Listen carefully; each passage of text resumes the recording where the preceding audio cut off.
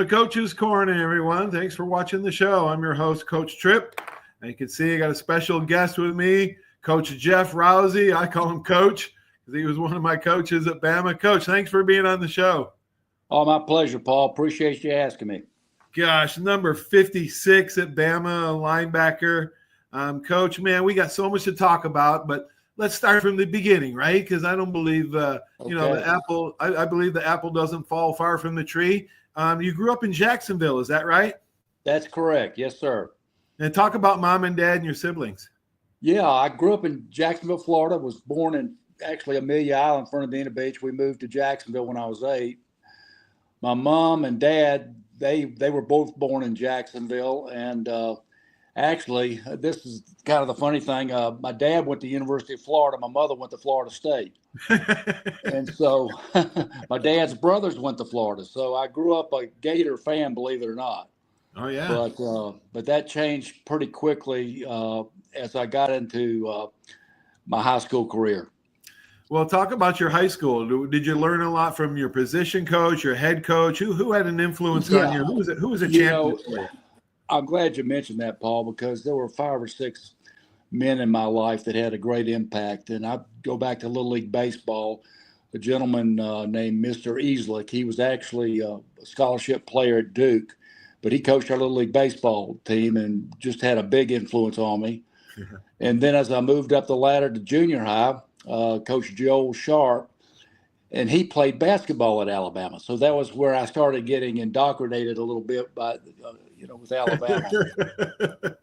Great guy. And he was actually Hayden Riley's roommate. Coach Riley was here for a long time. He's been long passed away, but he and Joel Sharp were good friends. And then as I got into my high school, two people stand out. Monty Crook was my position coach. And then Bob Williams was our head football coach, and both great men and excellent coaches. So I was very fortunate. Your teammates, did you have a good squad? Were you competitive? How did you get recruited? Talk about that experience getting recruited. Oh, yeah. Well, going back a little bit to our football teams, we were very fortunate. We were a new high school that was created out of 3 other high schools, DuPont High School, Landon High School, and then Douglas Anderson, which was the Afro-American school there. So they combined all 3 high schools into Wolfson High School. So my timing was perfect. And actually the superintendent of schools at the time was Ish Brandt, and he was tired of the Miami schools beating up on the Jacksonville schools. So we had the best coaches, the best principals. I mean, we had the best of everything. And my junior and senior year, we played Coral Gables for the state championship. So we got all the way to the state championship. Wow. And my junior year, we lost to them in a real close ball game. Then my senior year, I actually hurt my knee the game before, playing Edgewater High School out of Orlando, and had to watch the game from the sidelines, and we lost 7-6. Lost 7-6. Gosh. Oh man. Did you play both ways in high school, Coach? I did. I played both ways, and I was usually the only guy that stayed on the field. My sophomore and junior year, I was actually an outside linebacker. Back then they called them defensive ends, and then I played tight end on offense. And then my senior year, they moved me to fullback, running back. And so I played a lot more offense my senior year, but still played a little defense when they needed me. Oh my gosh, Coach, that reminds me of my high school. I went to Liverpool High School, which George O'Leary was my high school coach. Yeah, what a great coach he is. Oh my God, we had 4,000 kids in my high school, and 2 JV, 2 freshman team, and coach wanted me just to play fullback, and I somehow I talked him into letting me play DB. I don't know how, but there's only a couple of guys, that played both ways at our high school. Yeah, that's how Coral Gables was at the time. Their coach was a famous coach named Nick Cotis, and they recruited all over the city of Dade, all over the county. I mean, you could actually, and they dressed out. I think in the state playoff games, you could only dress out 90, but they had as many people sitting in the stands as they did out there dressed out on the field. Did you play other sports in high school, Coach? Yeah, I did. I was a baseball player. Actually, baseball was I didn't play football until my 10th grade year. Oh, wow. But growing up, baseball, I played baseball all the way through Little League and junior high and on. And it was a sport that I had pretty good stats in, and really wanted to continue to play baseball. And that's one of the reasons, not the main reason at all, but one of the reasons that Alabama was high on the list, because they told me I was going to be able to play baseball and football. Oh yeah. Let's talk about that. Talk about, because Coach Bryant was a baseball fan, and I think he even let your teammate at Alabama, Butch Hobson, play both. Yeah, Butch was a great player, and let me tell you, Butch was a great quarterback too. But he made a good decision for himself, sticking with baseball. Right. I'll never forget my freshman year. Back then, you had freshman football. Freshmen couldn't play varsity. And so our last game happened, and I was in the lower gym throwing baseballs. And Coach Jim Goosetree, our trainer, came to me and said, "Coach Bryant needs to see you." And I said, "Oh, goodness, what have I done?" So I went up to his office, and he said, "Jeff," he said, "I promised you could play baseball. And when you came here, and I'm going to keep my promise, but if you want to have a chance of starting next year in football, I think you'll be out at spring practice." So that was the end of my baseball career. I'll support you doing that, but oh my gosh, yeah, that's how Coach Bryant was, man. We're gonna tell a lot of Coach Bryant stories. He was a baseball fan though, because he used to go see Butch. Yeah, he used to call over Robin Carrion over his house, and Robin would have to, because he let Robin play a little baseball too. He would pick Robin's brain about the baseball and come over to my house and watch. Oh my gosh.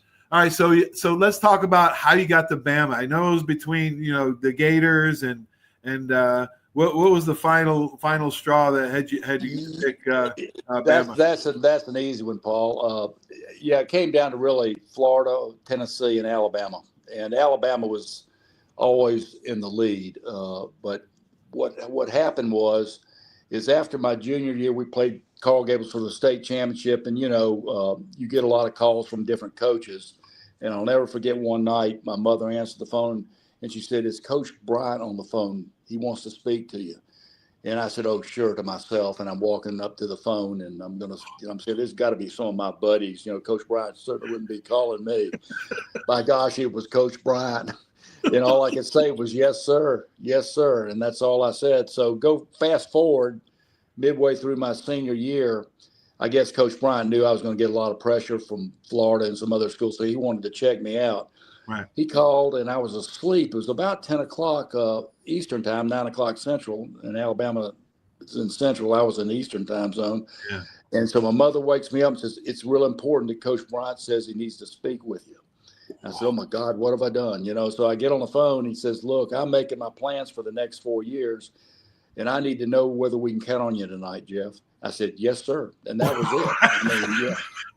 My dad was standing behind me, and I said, "Dad, you want to say anything to Coach Bryant?" "Oh, no, that's your decision, son. That's your decision." But that gave me the guts to stick with my deciin. And thank God. Yeah, thank God for our parents. Yeah. Yeah. And I certainly wouldn't have gone. I couldn't. There's no way I could have faced Coach Bryant after telling him I was coming and changed my mind. That just wasn't going to happen. Oh my gosh, we're going to get into Coach Bryant in just a few moments, but let's talk a little bit about your playing career at Bama. Of course, 1970 and 71, you won the SEC. We won the SEC 11-1. Yeah. You had a bunch of you even had a couple picks, like 70, 80 tackles. And talk about that year, because I know in 70 you guys went 6-5 or something, and I bet Coach Bryant was just going crazy. Yeah, we Alabama, after the 66, 67, we kind of went downhill for a few years there. and it's all about recruiting. It's players, and Right. so I think our class, the '69 signing class, was really the first really. Well, the class before that had a lot of talent too, with Robin Parkhouse, Musso, and all those guys, Right. obviously. Right. And but we had a lot of people that were coming in and then leaving for whatever reason. Right. And so our group came in, and with the combination of Robin and Johnny and that group, we had a pretty good nucleus. But my sophomore year, that's when we opened up with Southern Cal in Birmingham, and they basically took us to the woodshed. And that was my first college football game, because back then freshmen couldn't play varsity. Right. And but that was a good indoctrination. Yeah. And but the thing I remember most about that season is we started getting better as the season went along, especially on defense. We had talent, Yep. and we were still in the I backfield trying to throw the football down the field. We really just didn't have the offensive linemen at that time to handle the pass rush. So then my junior year, we came back and we opened up the season by beating Southern Cal, which was huge. Because that set us on the right direction. Was that the wishbone? Was that the wishbone? That was the wishbone, the unveiling of the wishbone. Oh, man, let's talk about that, because Coach Bryant was a master at adapting and not dying. I mean, he could adapt, and a lot of coaches are stuck in their old ways and don't want to. Talk a little bit about that, and how you guys kept that secret, man. I mean, you can't do that well, now. Actually, we didn't know it, and they didn't make the change until we came back in the fall practice. I mean, we went through the spring in the I backfield, and so that decision was made by Coach Bryant after the spring, because he just knew it didn't fit our personality, didn't fit our talents. Right. So and that, like you said, Coach Bryant would adapt to your talents. Yep. I mean, he was a coach. It didn't matter what the offense was, what the defense was. It's whatever players could perform at the highest level. That's what we were going to do. So we went to the wishbone, and everything was kept under wraps. And I don't think Southern Cal really knew what hit them till the second half. But it was the change in going to the wishbone offensively was the start of our success through the 70s. And that was a decision the head coach had to make. And like you said, Coach Bryant could adapt to the situation, and he was willing to do that. And it was a great decision. So you started coaching after playing. You started coaching in 1976 there. Talk about how Coach Bryant invited you onto that staff, because you can talk about Coach. I mean, we got so much. Coach, we got so much to talk about. We got cuss jars to talk about. We got like promptness. The number one discipline that I learned from Coach Bryant, promptness. We got so much to talk about. But talk about Coach Bryant and how he got on staff and what it was like in meetings. Paul, it's really good Lord has a way of putting you in places. But I was in a really bad car accident after my junior year. It ended my football career. Yeah. So I really, going from an athlete to a non-athlete, really didn't have a game plan, which is not very smart. But anyway, long story short, I didn't really know if I wanted to be a football coach, and so I was totally committed to Coach Bryant. I wasn't going to do anything unless I was fully committed, So I actually went back to high school, my old high school, for 1 year, and was the dean of boys and assistant football coach, and that was in '74. And then '75 and '76, I was at Rockledge High School in Titusville, outside of that area, Melbourne, and coached high school ball two years there.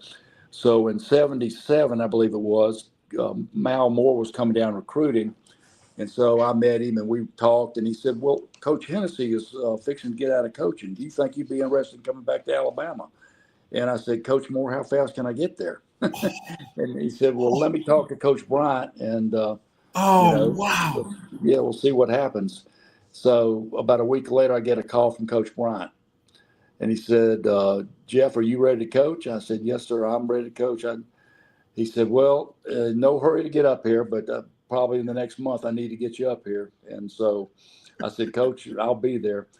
Anyway, long story short, I loaded up my U-Haul truck and moved. I was moving my stuff up there, got up there and went to, at the time, Rebecca Christian was Coach Bryant's secretary. So I went in to see her, and she said hi and so on and so forth. And I said, Rebecca, could you just check and see what my salary is going to be? Because I didn't discuss that with Coach Bryant. And she looks on this piece of paper and she says, Jeff, she didn't say anything. She just showed it to me. And I said, oh my God, what am I going to do? I mean, I just taken a 50% pay cut. So I had a friend that had rental houses in Tuscaloosa, and he was kind enough that fall to basically let me have the house just for the cost of the utilities. But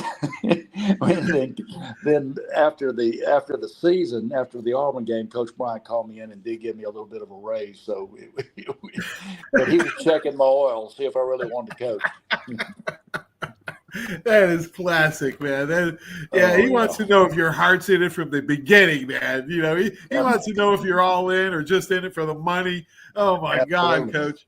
That's why I didn't get into coaching. When I got out of pro ball, I could have gone back to Bama and Coach for $23,000 working 80 hours a week with a couple little kids. I don't think so. No, oh my God. So anyway, funny story on that. I guess I'd been back about a month. I was in the office watching film. He walks down to my office and he says, hey, I'm cleaning out a bunch of stuff down here, Jeff. Why don't you come down here? You know, you're about the same size as I am, which is I'm not. But anyway, I went down there and he had a bunch of sport coats and pants and shoes. And so I wasn't going to, not take what he'd asked me to, I mean, I was scared to death. So I took 4 or 5 sport coats, and I'll never forget, I took them home, and Sarah looked at me and she says, what are you doing with those sport coats? I said, well, Coach Bryant gave them to me. She says, you're kidding me. I said, no, I'm serious. And, it had the label in there from his tailor and for Coach Bear Bryant. And oh my God. I hope you still have those, Coach. I hope you still have them. What we did is we actually raffled them off to a good charity. This has been a few years back, but but I actually wore several of those coats for 2 or 3 years there. Oh my God, that is hilarious. All right, so you get in there and you guys are rolling 77. You win a national. You're really on the brink. You should have won at 77. 78 team, the Sugar Bowl winner, of course, the famous goal line stand in Alabama history. Yeah. But I didn't realize how good the 79 team was. 30-6 win over Georgia Tech. And then the 66-3 win over Vandy. 45-0 over Baylor, 38-0 over Wichita State, which, if I'm not correct, Coach Bryant started the second string on offense and defense. Yep. And then 40-0 over Florida. And after that, you guys outscored your opponents 219-9. Are you shitting me? No, it's I got to pay into the cuss jar. Yeah, well, it's the 79 team was a great football team. They had a lot of oneness and very smart players. The kids that I had the opportunity to work with mostly were Randy Scott, Eddie Lowe, Robbie Jones, Thomas Boyd was a 2-time All-American. But Robbie Jones was a petroleum engineer major. I mean, Randy Scott was straight A's in business school. Eddie Lowe was A's and B's in business school. We had a bunch of smart players, and it was the same way with the defensive line. Same way with Sylvester, who coached the outside linebackers, Coach Sylvester Kroom, one of my good friends. I mean, we just had a bunch of kids in the secondary too, a bunch of smart football players, and they were really good and really good football team. The 78 team probably had more talent with Barry Krause, Rich Wingo, and Marty Lyons and that group. But the '79 team altogether was probably one of the best teams, if not, one of the had the most oneness, had a lot of leadership on that team. Man, how tough were those guys, though, man? I remember coming there in 1980, and I thought, what the hell am I doing here, man? These guys are for real. Yeah, I was like, oh, my God, Coach Donahue calling over the walk-on DBs to come up and, stand 15 yards apart away from E.J. Jr. and Byron Braggs and those guys and go run right at them. I had lost, Coach. I was like, where did I end up, man? I thought I couldn't believe it. But the intensity was so powerful, and the passion was so, it was just, you could cut it with a knife, and I loved every bit of it, even though it took me 3 years to pull on the crimson jersey. But Coach, tell me what Coach Bryant was like in the meetings. I know you shouldn't talk unless talked to, but what were some of the personnel stuff that you learned from? Yeah, Paul, that's I tell everybody that the difference in Coach Bryant's meetings and other head coach meetings that I've been in was Coach Bryant spent 90% of the time talking about every individual player, and not just talking about their athletic abilities or what you could do to make them a better football player, but what could we do to make him a better person. And that was a huge, huge thing. I mean, at the time, I didn't realize exactly what he was doing until a little bit later, but he would ask you about every individual, and it may be a guy that's a walk-on, it may be a guy that's an All-American. It made no difference to him. He was trying to understand that person and what motivated him, and that's where Coach Bryant was such a good motivator. He had a lot of background on each kid or each player before he actually sat down with him. And a lot of the information came from those individual, staff meetings we had, because it was, daily. That every day it was like that. Now, that's amazing. I have to believe it. In my only one-on-one meeting with Coach Bryant was after I got there in August of '80. My first one-on-one meeting with him was August of '82. So he had a good 2 years to learn about me and, watch me on the practice squad against the ones every day for, I figured out, Coach, I went through 250 practices in over 500 workouts before I ever dressed for a game. Wow. So he would test you. He would test you more, more than any coach. He could read your heart better than any coach I've ever seen. He could, and it's because he put the time in and he really loved his players. He would do anything for them. You didn't realize how much he cared until you left the program and, you were out in the business world. Yeah. And, he would do anything in the world to help his players. They were just like his family. And that shows up, with the Bryant Scholarship that they've continued and Paul Jr.'s continued. And it's just a special place. Once you're in that fraternity, you've got a huge family that everybody has a lot of the same experiences. Everybody's got their own, personal relationship with Coach. But it was, I'll tell you this, for me, Paul, it was the best decision I ever made, was to go to the University of Alabama. Me too, Coach. I wouldn't be, you and I wouldn't be sitting here today if we didn't make that decision. That's right. And I thank God. I'm so thankful for everything, all the champions. Always expect the unexpected. Was that the best advice we ever got from him? That was, and I love that. Always expect the unexpected. Yeah. If I didn't hear that once, I heard it 100 times. That about covers everything, doesn't it, Paul? Oh, it does. It does explain everything. When I coached for 20 years, I studied him. I've read so many books on Coach Bryant, and I studied him for 30, 40 years. And I tried to use, all his tricks or all his, reverse psychology, all his motivation. I tried to use it as a coach. The thing I love, the practices and what have you, is the practice schedule, they'd always pin up there in the lunchroom, the lineup, whether it was the HHs, which was the first defense, or the Reds, the first offense, HHs, second defense. And you may be All-American. But you didn't know. You went in there and checked to see where you were on that depth chart that day because you may be down with the colors. You never knew. He may pull somebody out just to check them out to see how they're going to react to that. God, Coach, I think I was 6th string my first year, 4th string my second year, and then my third year I was 2nd string, and I think I stole that depth chart and kept it somewhere. Oh yeah, that's classic. Wow. Oh my gosh. He had any other stories? I mean, I know he didn't like cussing. He was a godly man. He was God-fearing. I know when Bruce Arians got there, Bruce was going to worry about if he was ever going to pick up a paycheck or not. But did he really have a cuss jar? And then I know did Coach Donahue probably never contributed to it? No, Coach Donahue wouldn't. No, and that's Coach Bryant would just say, show your class at all times, and if you figure out another word, instead of using a cuss word, you need to be smart enough and have enough intelligence to use another word. And the other thing he said too, I'll never forget one day, and this is, I think after the situation with a player happened, he said, guys, I'll tell you what, if you put your hands on a player, you're going to have to defend yourself. So be careful about putting your hands on players. Oh my gosh. All right, let's talk about just a few sentences on each one of these amazing people.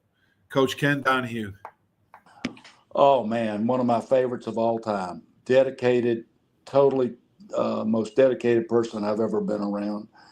Most honest person, just a guy you could count on. If you were in a war, that you'd want Ken Donahue on your right-hand side. Great man. Was he the impetus of the boxing match in '81 when Larry Roberts and Brent Sewell had to? You remember that, Coach? Oh yeah.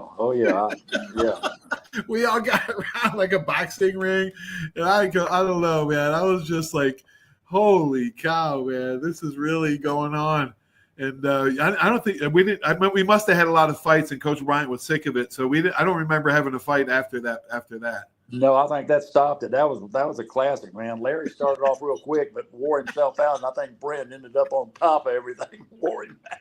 I mean, I remember them knocking each other out and down, and Coach Bryant said, yeah. "All right, David, that's enough." That's enough. Yep. Oh yeah. Oh but my gosh. Ken Donahue is. I treasure the years I spent with Coach Donahue. No, man. If it wasn't for him, I would have never gone to Bama. He picked me up at the airport in Birmingham, and I got off the plane. And Coach, I thought I was 8 miles from the sun, from being from upstate New York. And it was warm. He didn't say 3 words to me, and 2 of them I didn't understand. The whole way. I can imagine that. All right, Mel Moore, the great Mel Moore. Oh, wonderful person. The best trait that Mel Moore had. Well, first of all, he loved the university. I don't know if anybody loved it more than him. Right. But I never, ever heard Mel Moore say a negative thing about anybody. He he was a great friend, a huge friend to the university. I mean, can't say enough about him. Okay, honestly. I got a question for you, Coach. It's been bugging me for 40 years, and I've had Major Ogilvy on. I've had a blah blah. I've had all these guys on. And Coach, and I was a scout team, obviously, when Mel Moore is running the offense, and he would just say, "Push, push, push." Coach, what the heck did push, push, push mean? I don't know, Paul. You got me on that one. He said it 1,000 times, and nobody knows what it means. But he was. I remember Coach Ryan coming down one time from the tower and getting on Coach Moore. Oh my gosh! Oh Lord! It was everybody scared. I mean, when he called me in his office for that time, I thought I was cut. I thought I got in trouble because I wasn't, the straightest guy in the world. Paul, everybody was scared to death when you went into Coach Bryant's office as a player or as a coach. You sat down in that old gray, couch. And you're looking up, and you're looking right there, and there's the Lord sitting there. You're looking right at him. And then you looked on his desk and you see all these little teeny flakes and you wonder what they are. Well, I finally figured out what that was. That was those little flakes coming out of his Chesterfield because they were unfiltered. So he had that habit of, kind of, and those were little flakes of tobacco all over his table. Oh my God, that's one habit I did pick up from him. Oh my gosh. All right. Pat Dye, you coach with Pat Dye. Yep. Coach Dye was my position coach. Love him to death. He was just a fair man. A great, that was the amazing thing, Paul. When I went to Alabama, Coach Dye was my position coach. Wow. He was a great player at Georgia. I remember him playing Georgia-Florida game was big. And, he was All-American, and you got John David Crow that was a running back coach. He won the Heisman Trophy. You got Steve Sloan, the quarterback coach, and we can go down the list. All of those guys were just, some of the guys I grew up watching play, and then to have them, coach me were just amazing. But Coach Dye, first class, great guy. D. Powell, Coach Powell, was he one of the Junction boys like Coach Stallings was? D. Powell, tough. Golly, was he a Junction boy? Was he a Junction boy? He was a Junction boy. He sure was. And Paul, we used to. D was probably 15 years older than, Bryant Poole, myself, Sylvester Croom, Lewis Campbell. Right. And Lewis and I and Tex, we used to run a lot. Well, D sometimes would get out there and run with us. And we'd run 5 or 6 miles at lunch, and D would be right there with us. He would not let us beat him. He was just a tough guy, a heck of a guy. Oh, man. Did he ever talk about that Junction boy? Very little. Very little. Very little. Yeah. That must have been been brutal. Oh my gosh. Coach, man, when you got into business, you got out of coaching. How did all that experience help you in business and real estate? Oh, it was, obviously, Paul, that's, playing athletics and being there at the university was a huge part of, the success I had in business. I went out to actually Houston, Texas. I was the general manager for Richardson Seismic Services. And a funny story, I'd been there about a month, and at the time, Mitchell Energy was one of the bigger independent oil companies in the country. And Coach Bryant and George Mitchell were really good friends. George Mitchell was a big Texas A&M grad and alumni. And so I get a call, and it's Coach Bryant, and he said, "Jeff, how's everything out in Houston?" I said, "Just fine, sir." He said, "Well, have you been by to see George Mitchell yet?" And I said, "Mr. Mitchell, I don't think would have time to see me, Coach." He says, "The hell with that. You'll hear from him this afternoon." About an hour later, this guy calls me named Luke Corbett. Luke Corbett was the exploration manager for Mitchell Energy. And he says, "I don't know who the heck you are, but we're having lunch tomorrow."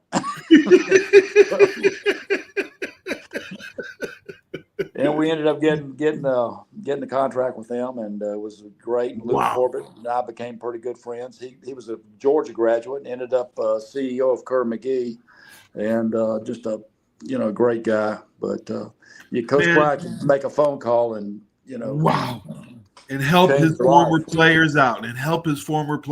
He loved his. He only had Junction boy. I got the 315 ring here that Coach Bryant gave me. But he only had the Junction Boys ring on when he died. He had 6 national titles. He got robbed out of 2 more. He should have had 8. He's still the GOAT. And that's I think his legacy. I think he's still the best ever. The kind of. But one more thing I wanted. He would roll over in his grave, and I hate to say it, but. He took care of his players so much that our tickets are like upper deck end zone. I mean, what is up with that? I mean, they should be at least in the lower bowl somewhere down in the lower bowl. Well, it's unfortunately things money. Nowadays. It's all He's got money. Got to be about. See, Coach Bryant would not be. See, he wasn't about money. Coach Bryant was not about money. No, sir, he was not. And but Yeah, things have really changed nowadays. We know. It's not, yeah, things have changed. It's about money instead of heart. But I'm glad we grew up when we did, man. I am too, Paul. Coach, man, I respected you when I was there, man, and I really appreciate everything you did for me. I was just a average player there, but man, what a time we had, and for you, got a lot of memories, and a lot of guys want to say thank you because of the impact that you had on a lot of people. Thanks. Well, thank you, Paul. And I want to say a couple of things. One is that Alabama, it didn't matter if you were a starting position player, or if you were a scout team player, or if you were a manager, or if you were a student, or if you were a faculty member, you all had a part. And it took all of those people, everybody coming together, working for a common goal to make it happen. And, he never treated me any different than I was a All-American from Tuscaloosa or a Yankee walk-on like me. He didn't treat me any different. No, It was all about the effort that person gave and its character and class. And not where you're from, who you are, right, Coach? That's exactly right. Right. God bless you, Coach. Thank you so much. Thank you. Appreciate you, Paul. Okay, buddy. Have a great one. Talk to you soon, Coach. Bye-bye. Thank you now. Bye-bye. Okay. Wow. Coach Jeff Rouzie, unbelievable player, gets injured. Great coach, super coach, great person. Man, just some great stories. I hope you enjoyed. Maybe we'll do a part 2 with Coach Rouzie. But thanks for watching. Of course, this show is title sponsor, Hill Kelly Dodge, Seiler Agency, Ronnie's Car Wash, Arbitrium, Bama Club, State Farm, Beck, Seiler Agency, many more. Stay tuned for these messages, and we'll talk to you next week. Have a great sports weekend, everybody. So long. There's a reason why Hill Kelly in Pensacola is the #1 selling Chrysler Dodge Jeep Ram dealer between Jacksonville and New Orleans. While other dealers have taken advantage of a competitive market with higher prices, Hill Kelly has discounted prices to the lowest of the year. And Hill Kelly in Pensacola won't surprise you with excessive charges beyond the selling price. Come see why people from Milton, Pace, Foley, Bay Minette, Daphne, Gulf Shores, Mobile, and beyond are driving to Hill Kelly in Pensacola to buy their next new Chrysler, Dodge, Jeep, or Ram. At Hill Kelly, the bottom line price and your satisfaction are what really matter. So before you sign, check the bottom line and make the trip to Hill Kelly in Pensacola to see what true local ownership can do for you. At Hill Kelly Chrysler, Dodge, Jeep, Ram, Highway 29 in Car City, Pensacola. Or shop online 24/7 at hillkellydodge.com. When it comes to bottom line pricing, nobody beats a Hill Kelly deal. Nobody. That's you trying to fix the plumbing yourself to save a few bucks. Doing things yourself doesn't always end well. The same goes for insurance. That's why Auto Owners works with local independent agents who tailor coverage to meet your needs and offer discounts for life, home, car, and business insurance. Because sometimes you need a professional to get the job done right. That's simple human sense. Are you riding around in a filthy vehicle? Dirty car no more. Visit Ronnie's Car Wash today to get it shining in no time. They have 3 convenient locations with another coming soon. The unlimited monthly wash packages start as low as $14.95 per month with free vacuums, multi-purpose spray, and towels. Visit them in Gulf Breeze, Navarre, Fort Walton, and soon Crestview. Don't wait. Wash today. Be sure to see Ronnie's Car Wash on Facebook to see the latest specials and discounts. You'll be riding and shining in no time.